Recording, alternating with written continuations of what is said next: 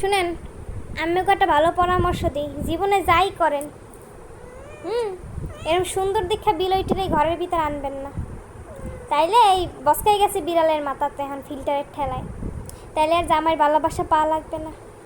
আমার জামাই এই ঘরে এই যে এই বিলই আনছি, এই বেডিরে আনার পর বেডির রূপের কি বলে রূপেরই এখন বউ ভুলে গেছে।